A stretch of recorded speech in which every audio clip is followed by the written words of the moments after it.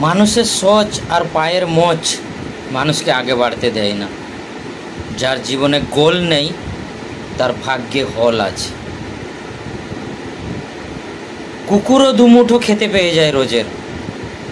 শুধু খাওয়ার জন্য আর ঘুমানোর জন্য যদি আমাদের জন্ম হতো, তাহলে উপরওয়ালা স্বয়ং মালিক আমাদের পৃথিবীর আমাদেরকে সর্বশ্রেষ্ঠ প্রাণী বানাতো না।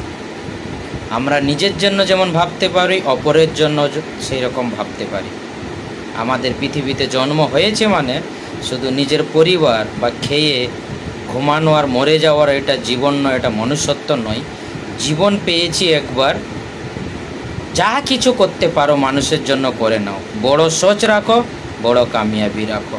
যাদের সোচ ছোট তারা জীবনে কোনো দিনও কিছু করতে পারেনি।